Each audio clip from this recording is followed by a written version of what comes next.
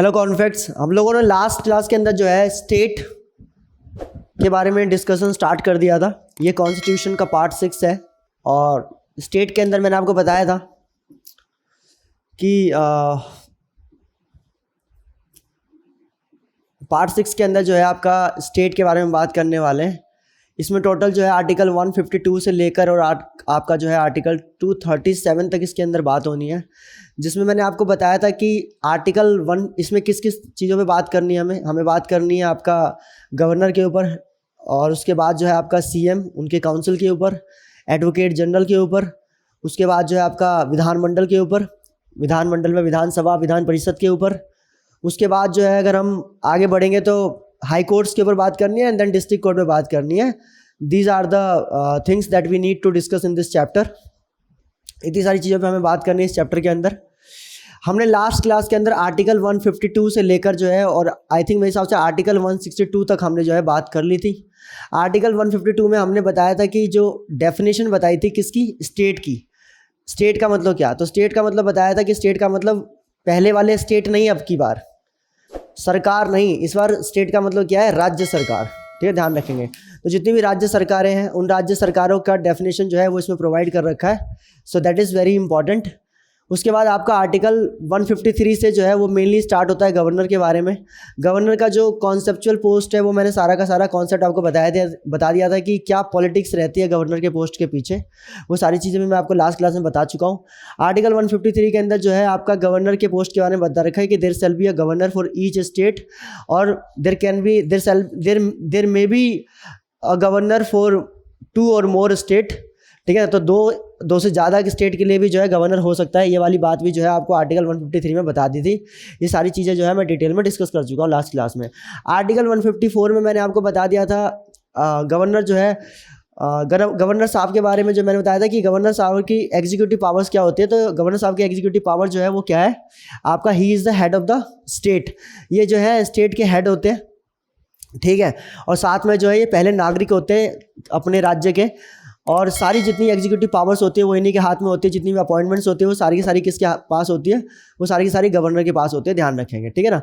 और उसके बाद आर्टिकल 155 में अगर हम बात करें, आर्टिकल 155 में अपॉइंटमेंट की बात थी। तो मैंने बताया था कि गवर्नर जो है उनका इलेक्शन नहीं होता बल्कि उनका अपॉइंटमेंट होता है। अपॉइंटमेंट जो है वो प्रेसिडेंट साहब करते हैं ऑन द रिकमेंडेशन ऑफ हुम, on the recommendation of prime minister. Prime minister के रिकमेंडेशन पर जो है उनका जो है आपका जो है अपॉइंटमेंट होता है। वो मैंने आपको लास्ट क्लास के अंदर बता दिया था। ठीक है, एंड आई होप जो है आपको ये बात समझ में आ गई होगी।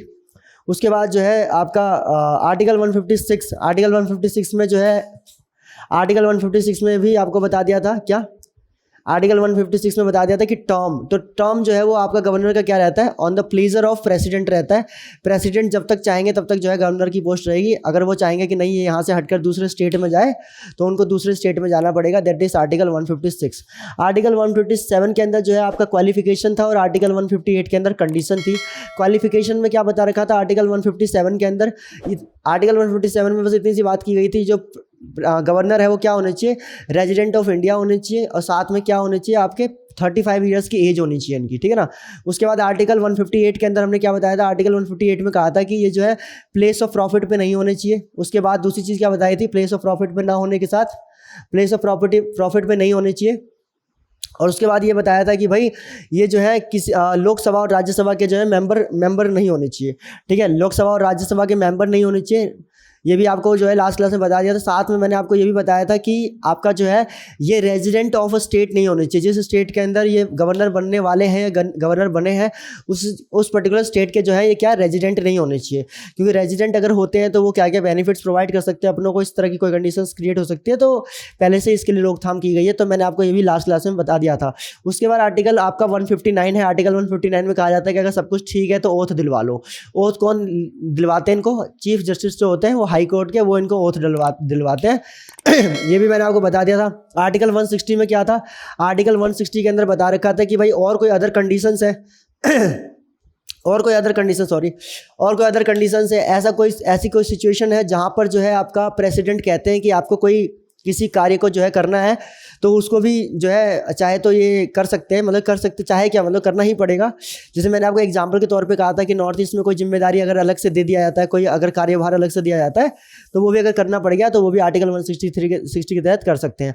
आर्टिकल 161 और आर्टिकल 162 दो चीज़ें और बताई थी मैंने आपको। एक आर्टिकल 161 है, आर्टिकल 161 जो है वो आपका क्या था, पार्डनिंग पावर्स के ऊपर था। पार्डनिंग पावर्स इसके अंदर बताया था कि आपका जो है डेथ सेंटेंस को माफ़ करना और प्लस मार्शल लॉ के अंदर जो आर्मी के डेथ सेंटेंस को माफ़ करना, ऐसे कोई भी कानून जो है, ऐसी कोई भी पावर जो है वो गवर्नर को नहीं दे रखी है, सिर्फ प्रेसिडेंट के पास होती है, क्योंकि ये सेंटर के ज़्यादातर मुद्दे हैं।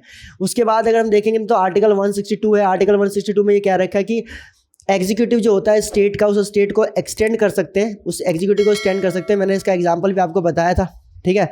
मैंने इसके एग्जांपल भी दिए थे कि मान लो कि कोई डिपार्टमेंट है, जैसे मान लो कि राशन कार्ड और पहचान पत्र दोनों एक ही डिपार्टमेंट बनाता है, तो अगर गवर्नर साहब कह रहे हैं कि नहीं हम पहचान पत्र के लिए अलग से डिपार्टमेंट बनाएंगे, गवर्नर साहब पहचान पत्र के लिए क्या बोलेंगे, मान लो कि आपका जो है लाइसेंस जो है पर्टिकुलर स्टेट में, लाइसेंस भी क्या, लाइसेंस भी सेंटर का मामला है।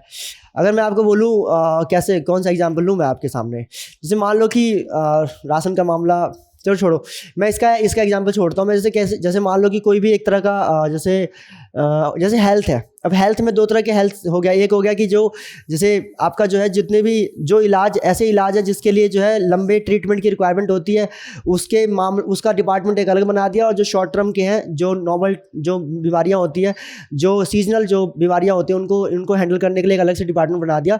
तो दो अलग डिपार्टमेंट बना दी। तो ऐसे डिपार्टमेंट को एक्सटेंड कर सकते हैं या डिपार्टमेंट को मर्ज कर सकते हैं किसी दो डिपार्टमेंट को। तो ये सारे काम करने हो, जैसे मैंने बेस्ट एग्जाम्पल दिया था बिहार के अंदर। बिहार में जो लैंड है, मान लो लैंड के लिए जो है, लैंड के डिस्ट्रीब्यूशन के लिए जो है एक अलग से डिपार्टमेंट बना दिया गया, land authority of Bihar, lab के नाम से।